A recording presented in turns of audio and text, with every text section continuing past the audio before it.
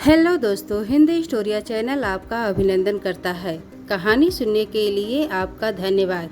कहानी पसंद आए तो लाइक और सब्सक्राइब जरूर करें। बिना देरी किए चलिए कहानी शुरू करते हैं। एक बार की बात है, एक राजा हुआ करता था जिसकी 7 रानियां थी, लेकिन उसकी कोई संतान नहीं थी, जिसके कारण वह राजा बहुत अधिक चिंतित और परेशान रहता था। विशेष रूप से जब वह अपनी मृत्यु के बारे में सोचता था कि उसके बाद उसके विरासत और साम्राज्य का क्या होगा। तभी एक दिन एक गरीब फकीर राजा के दरबार में आया।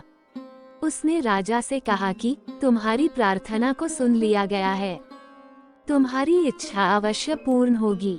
तुम्हारी रानियों में से एक रानी को पुत्र रत्न की जल्दी ही उपलब्धि होगी। जब राजा ने उस फकीर के बात को सुना तो वह बहुत अधिक प्रसन्न हुआ।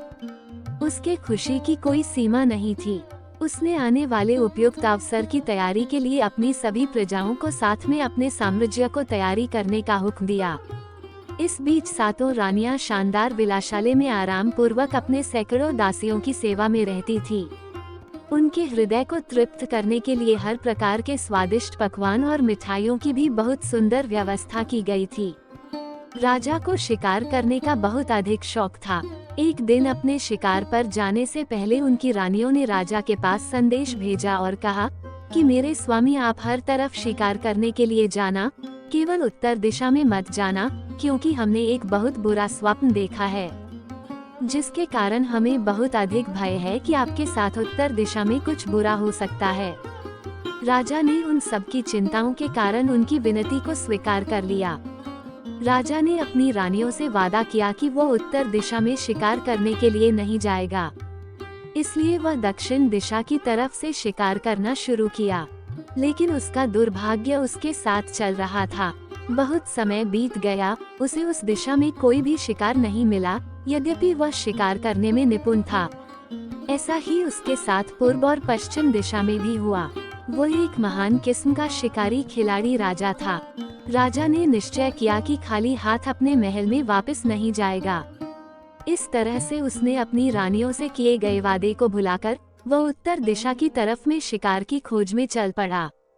इस दिशा में भी सर्वप्रथम शिकार करने में असफल रहा। फिर राजा ने शिकार को आज बंद करके महल में वापस जाने का विचार करने लगा, लेकिन आखिर में उसे उस दिशा में शिकार करने का मौका मिला जब उसने देखा एक सफेद और सुनहरे रंग की हिरनी, जिसका सींग चांदी के समान था। जब वह घने जंगलों में से गुजर रही थी तो उसमें से चमक आ रही थी। राजा ने जैसे ही उसे देखा वह आगे की ओर चली गई। तुरंत उसको मारने के लिए उसके पीछे दौड़ पड़ा। हिरनी अपनी मरती हुई इच्छा के साथ एक बार फिर से राजा के सामने तत्पर हो गई। राजा में एक ऐसी ज्वलंत इच्छा उत्पन्न हुई कि उसको पकड़ने के लिए वह उसके पीछे दौड़ता चला गया।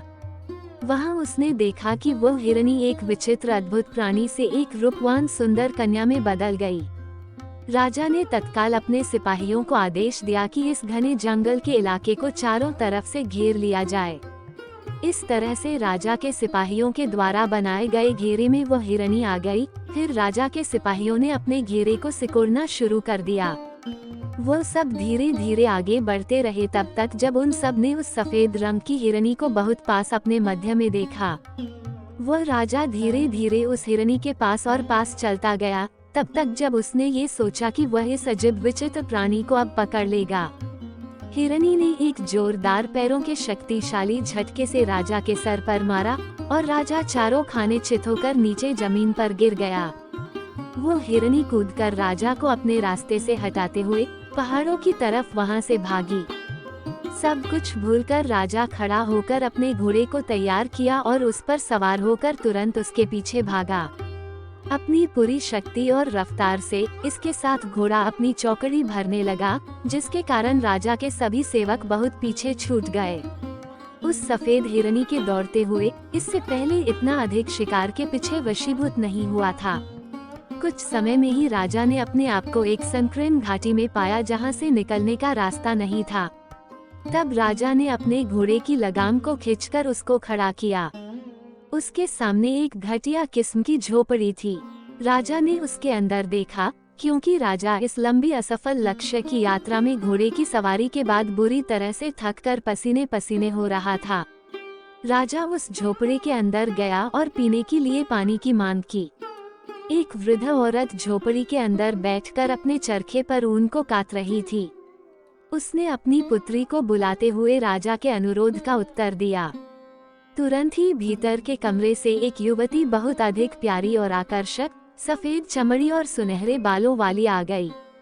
राजा को बदनाम झोपड़ी में इतनी खूबसूरत लड़की को अपनी नजर से देखने पर आश्चर्य हुआ। उस लड़की ने जब राजा के मुंह की तरफ पानी से भरे मग को लगाया, तब राजा ने पानी पीते हुए उस लड़की की आंखों में देखा और फिर वह निश्चिंत हो गया।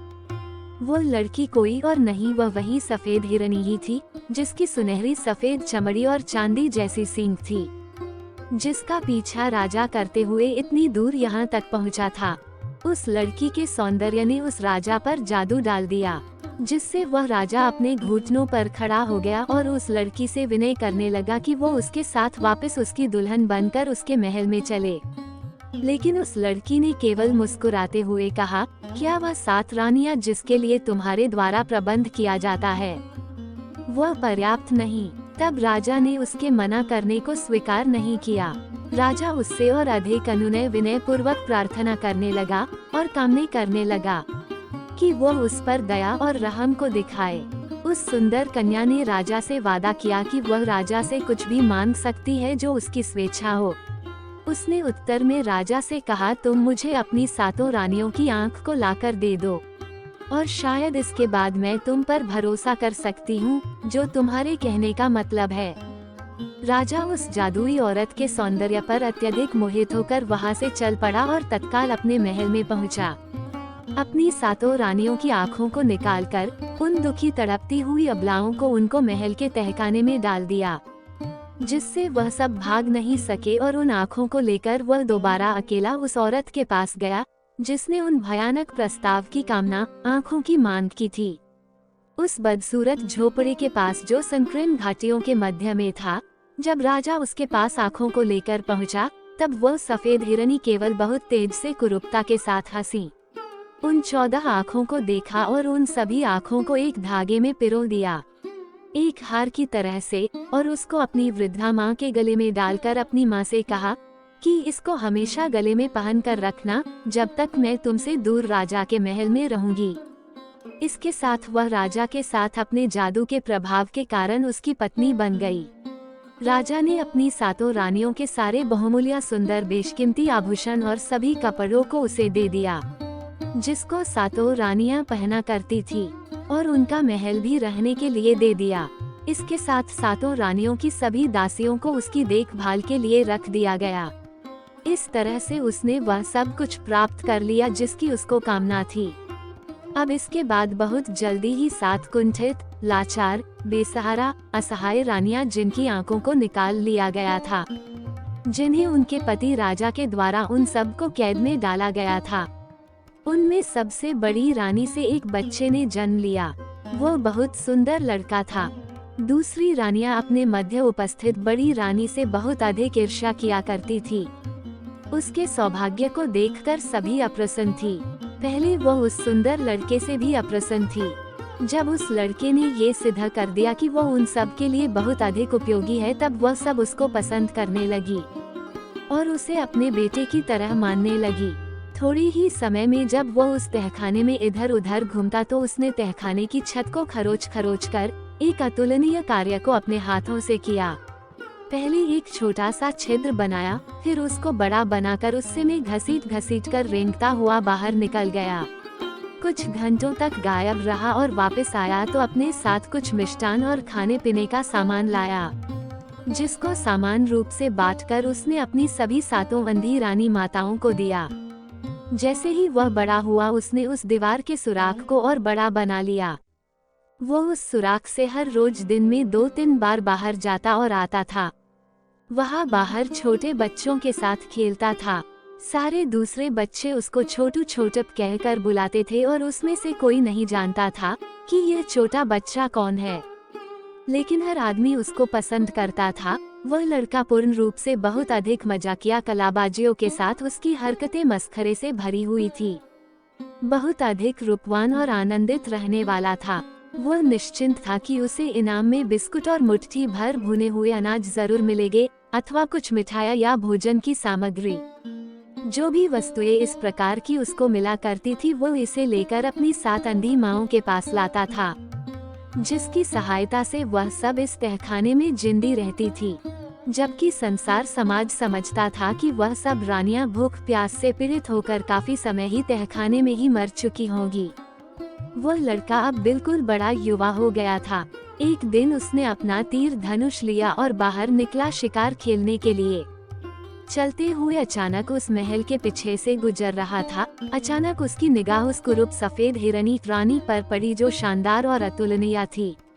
उसने देखा कि कुछ सफेद कबूतर महल के संगमरमर द्वारा निर्मित बुर्ज के आसपास उड़ रहे थे। लड़के ने वहीं से अपने तीर धनुष से निशाना साधकर एक सफेद कबूतर को मार दिया। वो कबूतर हवा में चक्कर खाता हुआ उस रानी के करीब खिड़की के पास आकर गिर गया, जहाँ पर सफेद रानी बैठी हुई थी। वो अपने स्थान से खड़ी हुई ये देखने के लिए कि यह कबूतर कैसे मर गया। उसने बाहर खिड़की से देखा और पहली ही दृष्टि में उसने उस सुंदर लड़के की झलक को देखा, जो अपने हाथों में तीर धनुष लेकर खड़ा था। सफेद रानी ने अपने जादू की शक्ति से जान लिया कि यह लड़का राजा का है। वह ईर्ष्या से भर गई और उसने तय किया कि उसे नष्ट करना है बिना किसी देरी किए। इसलिए उसने अपने नौकरों को भेजा और उस लड़के को उसके सामने लाया गया। रानी ने उस लड़के से कहा कि जिस किसी ने इस कबूतर को मारा है वो उससे नहीं बचेगा। उस लड़के ने बड़ी कठोरता से उत्तर दिया, नहीं, ये कबूतर मेरी 7 अंधी माताओं के लिए है, जो अभी दुर्भाग्य से अंधकार कालकोठरी में है और वो मर सकती है यदि मैंने उन्हें खाने के लिए भोजन नहीं दिया। धूर्त सफेद रानी ने क्रोध से चिल्लाते हुए कहा, दुष्टात्मा, क्या तुम उन्हें उनकी आँखों को पुनः लाकर उन्हें नहीं देना चाहेगा? ये कबूतर मुझे दे दो मेरे प्यारे, और मैं तुमको रास्ता बता दूंगी जहाँ पर तू अपनी 7 माँओं की आँखों को प्राप्त कर सकता है। ये श्रद्धा पूर्वक तुमसे वादा करती हूँ। इसको सुनते ही वह लड़का असीमित रूप से, जिसको नापा नहीं जा सकता है, इतना अधिक आनंदित हुआ। तत्काल ही उसने उस कबूतर को उस कुरूप सफेद रानी को दे दिया। इसके बाद उसने कहा कि वह तुरंत बिना किसी देर किए उसकी माँ की तलाश करें, जिसके गले में उसकी माँओं की आँखों की माला है, जिसे उसकी माँ ने हार की तरह से पहना है। वो उसे अवश्य दे देगी। कुरूप निर्दयी रानी ने कहा, अगर तुम उसको ये कागज का टुकड़ा दोगे जिस पर मैंने आँखों को देने के लिए लिख दिया है।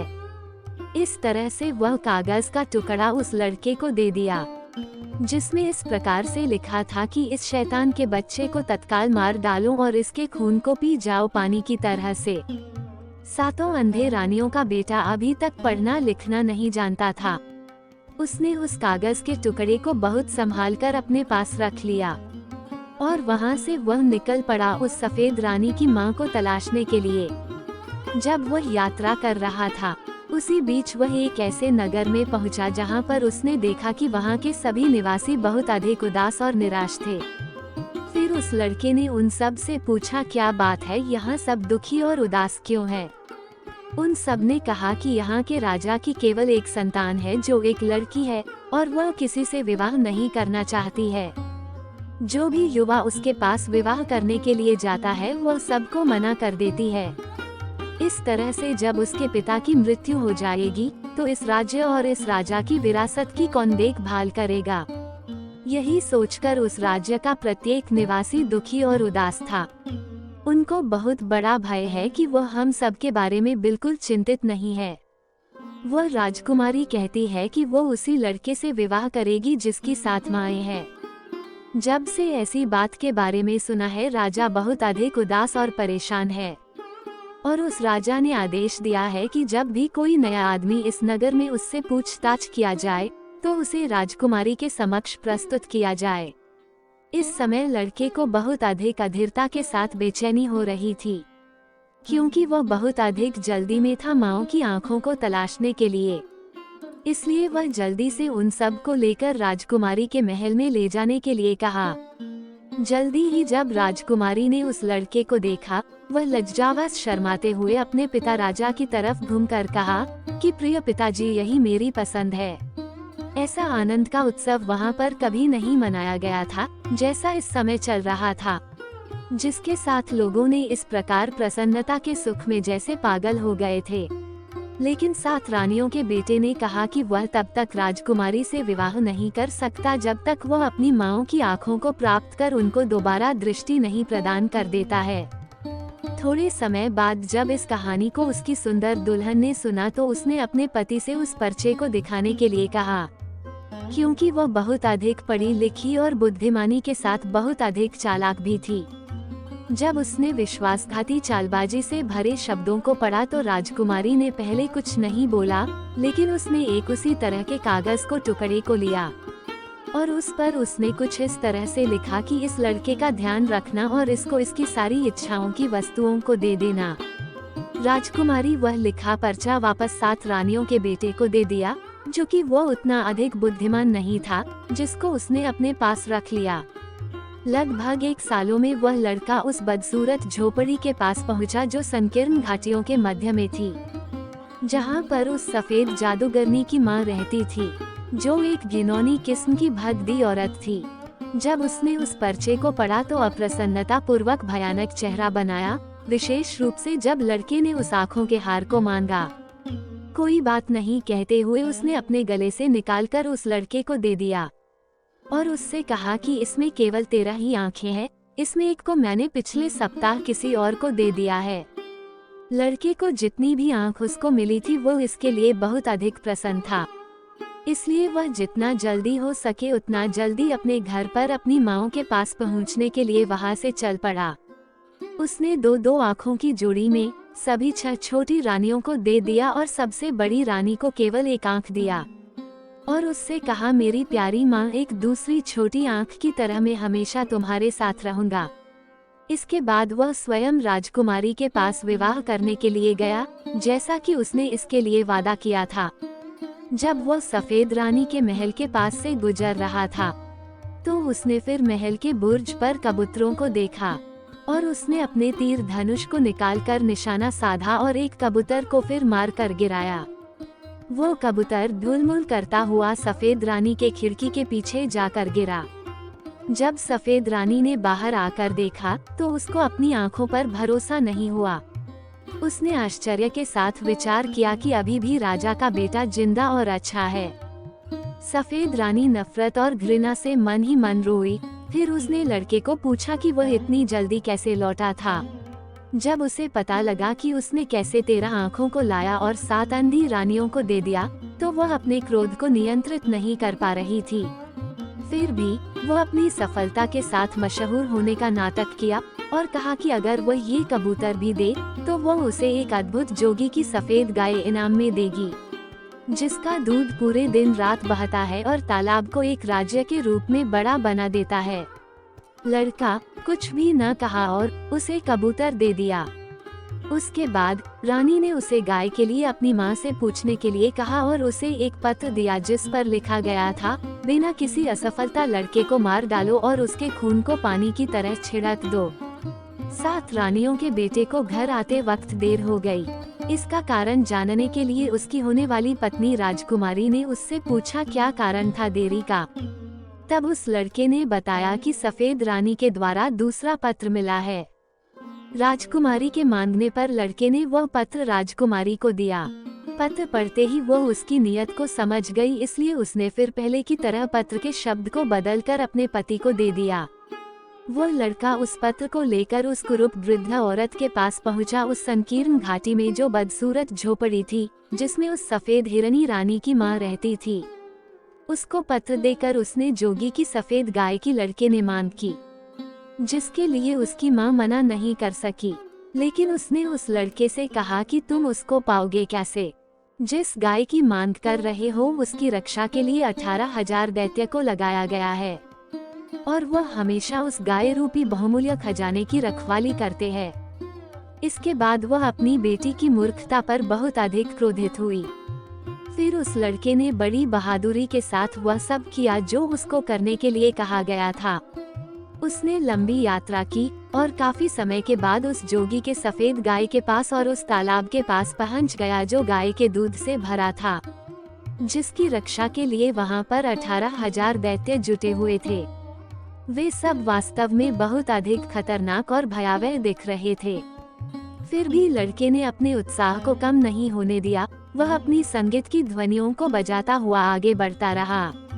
इसके बाद वह सीधा जोगी की गाय के पास पहुंच गया, सफेद लंबी गाय जो बहुत सुंदर और अलौकिक थी। जोगी स्वयं वहां पर तैनात सभी दैत्यों का राजा था, जो उस गाय के पास बैठकर दिन रात उसको दुहा करता था और दूध उस गाय के थन से झरते हुए सीधे सफेद तालाब में जाता था, जो पूरा दूध से लबालब भरा हुआ था। जोगी ने उस लड़के को वहां देखकर कर्कश आवाज में कहा, तुम यहाँ क्या कर रहे हो? तुम्हें क्या चाहिए? लड़के ने कहा वही जो उस वृद्ध औरत ने उसे समझाया था। उस लड़के ने कहा कि मुझे तुम्हारी चमड़ी चाहिए, राजा इंद्र के नगाड़े को बनाने के लिए। उन्होंने कहा है कि तुम्हारी चमड़ी उनके नगाड़े के लिए अति उत्तम होगी। इसको सुनते ही जोगी ने कांपना शुरू कर दिया, क्योंकि किसी भी जोगी में ये सामर्थ्य नहीं है कि वो राजा इंद्र के आदेश को नकार सके। जोगी लड़के के पैरों पर गिरकर रोने लगा और कहा, जब तुम मुझे छोड़ दोगे तो इसके बदले में मैं तुमको कुछ भी दे सकता हूँ, यहाँ तक अपनी सफेद गाय को भी। इस पर 7 रानियों का बेटा थोड़ा हिचकिचाने का बहाना किया और अंत में तैयार हो गया। चलो कोई बात नहीं, ये कोई मेरे लिए बहुत मुश्किल कार्य नहीं है। जोगी की चमड़ी की तरह ही सफेद चमड़ी को तलाशना, मैं तलाश कर उसको तुम्हारी चमड़ी के नाम पर राजा इंद्र के पास पहुंचा दूंगा। इस तरह से उसने उस सुंदर सफेद गाय को हाँक कर अपने साथ लेकर वहां से चल दिया और वह सारे खड़े होकर उसका मुंह देखते रह गए, क्योंकि उन सबको राजा इंद्र के क्रोध का बहुत भय था। उस सुंदर सफेद गाय को लाकर अपने घर पर बांध दिया, जिससे उसकी 7 माँओं को बहुत आनंद हुआ। वो सब उससे सुबह से शाम तक उस गाय का दूध निकालती रहती थी और अपने जरूरत के हिसाब से दही, घी, मक्खन आदि बनाती थी और दूध को बाजार में बेचने के बजाय उससे मिठाइयाँ बनाकर बेचती थी, जिससे उन सभी की काफी अधिक आमदनी बढ़ गई और वह सब बहुत जल्दी धनी और धनी बनने लगी। ये सब आराम पूर्वक जीवन यापन को देख 7 माँओं के बेटे ने हल्के हृदय से राजकुमारी के साथ अपने विवाह बारे में विचार करने लगा। एक बार फिर वह उस सफेद रानी के महल के पास से गुजर रहा था, तो वह स्वयं को उसके बुर्ज पर उड़ते कबूतरों का शिकार करने से नहीं रोक सका। ऐसा करते ही एक कबूतर उसका शिकार होकर सफेद रानी के महल के खिड़की के बाहर लुढ़कते हुए गिरा, जिसको देखने के लिए सफेद रानी ने अपने खिड़की से बाहर झांका। उसकी निगाह फिर 7 रानी के बेटे पर गई। वो अंदर ही अंदर बहुत अधिक क्रोधित हो गई। क्रोध के साथ उसने उसे अपने पास बुलाया और उससे पूछा कि वो वापस कैसे आ गया। उसने सुना कि उसकी माँ ने उस लड़के के साथ कितनी विनम्रता के साथ व्यवहार किया और उसके कार्य को सिद्ध करने में सहयोग किया। ये सब सुनकर वह अंदर ही अंदर कुढ़ती रही, लेकिन उसके अपने चेहरे से व्यक्त नहीं होने दिया। इसके बदले उसने बड़े प्रेम से मुस्कुराते हुए कहा, ये तो बहुत अच्छी बात है कि तुमने वह जोगी की सफेद गाय को प्राप्त कर लिया है। इसके साथ उसने कहा कि यह कबूतर मुझको दो, इसके बदले में मैं तुम्हें लाखों टन चावल, एक रात पैदा होने वाले चावल के बीजों को पाने का रास्ता बताऊंगी। बेशक इसको सुनकर लड़का पहले से अधिक प्रसन्न हुआ। इस बात के साथ उसने उस कबूतर को उस सफेद रानी के हवाले कर दिया। रानी ने एक पत्र लिखकर उस लड़के को दिया, जिसमें लिखा कि इस लड़के को मार डालो और कभी असफल मत होना और इसके खून को पानी की तरह बहा दो। लड़के ने फिर एक बार सारी बातें राजकुमारी को बताई कि सफेद रानी के द्वारा तीसरा पत्र मिला है। राजकुमारी के मांगने पर लड़के ने वह पत्र दे दिया। उसने जब उस पत्र को देखा तो उसके लिखने वाले का कुरूप मकसद समझ गई। एक बार फिर राजकुमारी ने पत्र के अंदर की सामग्री को बदलकर 7 रानी के बेटे को दे दिया।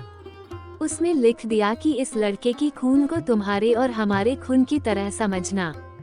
अब लड़का उस संकरी घाटियों में एक बार फिर उस बदसूरत झोपड़े में जा पहुंचा, जहां पर उस कुरूप सफेद हिरनी की मां रहती है। वह लड़का उसको पत्र देते हुए कहता है कि उसे लाखों टन चावल एक रात में पकने वाले चावल का बीज चाहिए। इसके सुनने के बाद उस औरत ने कहा, ये कैसे मांग सकता है इस प्रकार के चावल के बीज को जो केवल एक रात में लाखों टन पके चावल में बदल जाता है। कुरूप सफेद हिरनी की माँ उसके ऊपर बहुत क्रोधित हुई। वो लगभग क्रोध से लाल हो गई, लेकिन अपनी बेटी के भय के कारण उस लड़के को कुछ नहीं बोला। उसने स्वयं के क्रोध को नियंत्रित कर लिया और उस लड़के से कहा, जाओ और देखो ऐसे खेत को जिसकी रक्षा के लिए 18 लाख दैत्य लगे हैं, और उसको चेतावनी दिया कि वहाँ कभी भी पीछे मत देखना, सीधा आगे ही आगे चलते रहना और उस खेत के मध्य में पहुंचकर सबसे लंबे फसल को तोड़ लेना। इस तरह से 7 रानियों का बेटा वहाँ से चल पड़ा। वह सीधा ही चलता रहा और जल्दी ही उस खेत के पास पहुँच गया। उस खेत की रक्षा के लिए 18 लाख दैत्य लगे थे। वहाँ पर वह लाखों टन चावल एक रात में तैयार करने वाला चावल का पेड़ खेत में सबसे मध्य में उगा था। वह बहादुरी के साथ आगे ही आगे बढ़ता रहा, न ही बाएं देखा और न ही दाएं देखा। जब वह खेत के मध्य में पहुँच गया तो उसने खेत के मध्य में सबसे लंबी फसल के पेड़ को वहाँ से उखाड़ लिया। लेकिन जब वो फसल लेकर अपने घर की तरफ चला तो उसके पीछे से हजारों आवाज एक साथ केंद्रित होकर आने लगी, रोते हुए उसकी तरफ झुकती हुई और यह कहते हुए, कृपया मुझे भी तोड़ लो और कृपया मुझको भी तोड़ लो। लड़के ने पीछे मुड़कर देखा। इसी के साथ उसकी शरीर तुरंत थोड़ी सी राख के ढेर में परिवर्तित हो गई। इसके अतिरिक्त वहाँ कुछ भी नहीं था। अब जब बहुत अधिक समय बीत गया और वह लड़का वापस नहीं आया तो उस वृद्ध औरत को चिंता होने लगी जो संकीर्ण घाटियों के मध्य छोटे से बदसूरत झोपड़े में रहती थी। फिर उसे याद आया जो उसकी बेटी ने पत्र में लिख दिया था, इसके अंदर वही खून है जो तुम्हारे अंदर है, इसे अपना ही खून समझना। इसलिए वह वहाँ से उस लड़के को तलाशने के लिए चल पड़ी कि उसके साथ आखिर हुआ क्या। जल्दी ही वह उस छोटे राख की ढेर के पास पहुँची तो वह अपनी जादुई शक्ति से सब कुछ जान गई कि इसके साथ क्या हुआ था। उसने वहाँ से थोड़ा सा पानी लिया और उस लड़के की राख में पानी डालकर उसको मिट्टी का लोदा बनाया। उसको उस लड़के की तरह हुबहू मिट्टी का शरीर बनाया। अपनी छोटी उंगली को काटकर उस लड़के के राख के शरीर के मुख में अपने खून की कुछ बूंदों को डाला, जिससे वह लड़का तुरंत उठकर पहले की तरह से खड़ा हो गया। उस वृद्ध औरत ने गुर्राते हुए उसको डपट कर कहा, दोबारा फिर कभी मेरी आज्ञा का उल्लंघन मत करना, नहीं तो मैं तुमको अकेला छोड़ दूंगी और अपनी दयालुता पर प्रायश्चित करूंगी। इस तरह से 7 रानियों का बेटा आनंद पूर्वक अपनी माँ के पास वापस आ गया। अपने साथ लाखों टन चावल के दाने को एक रात में तैयार कर वाले चावल के बीज को साथ लाने के कारण वो बहुत जल्दी ही बहुत बड़ी मात्रा में धन को पैदा करने लगा और उस राज्य का सबसे अधिक धनी आदमियों में से नंबर 1 धनी आदमी बन गया।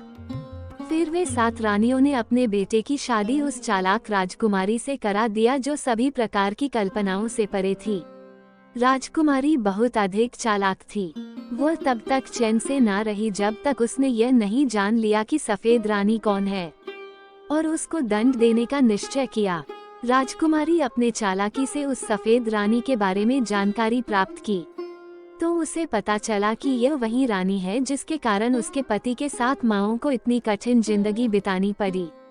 इस तरह राजकुमारी ने सूझबूझ से अपने लिए बिल्कुल वैसा ही महल का निर्माण कराया जैसा कि पहले 7 रानियां उस महल में रहा करती थी। एक दिन जब सफेद कुरूप हिरनी रानी बाहर राज्य में टहलने निकली तो कुछ दूर चलने पर उसे एक महल दिखाई देता है जो बिल्कुल उसके महल जैसा दिखाई दे रहा था। वो उस महल के भीतर चली गई। उसने देखा कि यह तो उन 7 रानियों का महल है। तभी वह आश्चर्यजनक रूप से राजकुमार और राजकुमारी को देखने लगी।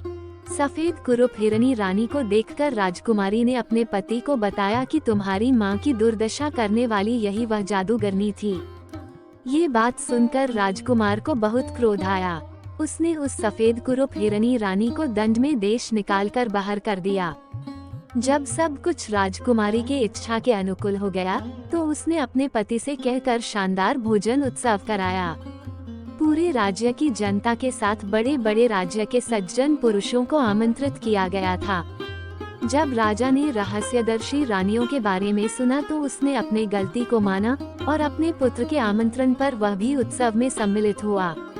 राजा ने 7 रानियों के रहस्यमय बेटे के बारे में बहुत कुछ सुना था और उनके अद्भुत धन के बारे में जानकारी प्राप्त थी, इसलिए उन्होंने खुशी से निमंत्रण स्वीकार कर लिया। लेकिन जब राजा उस महल में प्रवेश किया तो वह ये सब देखकर आश्चर्यचकित हो गया। उसने पाया कि यहाँ हर किसी के लिए खुद का प्रतिकृति था। तभी राजकुमार का मेजबान राजा को सीधे निजी हॉल में ले जाने लगा, जहाँ शाही सिंहासन पर 7 रानियां बैठी थी। वह आश्चर्यचकित था। तभी अचानक राजकुमार आगे आने लगा तो राजा को अपनी बीती बातें याद आने लगी कि कैसे उसने इन सभी 7 रानियों को अंधाकर उस सफेद कुरूप हिरनी रानी से शादी कर ली। ये सभी बातें सोचकर राजा भयभीत हो गया और वह राजकुमार के पैरों को पकड़ लिया और डरते हुए पूरी कहानी बताई। तब राजकुमार अचंभित और क्रोधित होकर उस दुष्ट राजा को मृत्युदंड का आदेश दिया और उसकी कब्र पर एक महल गठित करने का निर्णय किया। उसके बाद 7 रानियां अपने शानदार महल में लौट आई और सब लोग खुशी से रहने लगे। ये कहानी न केवल साहस और संघर्ष का प्रतीक है, बल्कि यह भी दिखाती है कि सत्य और अच्छाई का मार्ग अंततः विजय प्राप्त करता है, भले ही रास्ता कितना भी कठिन क्यों न हो।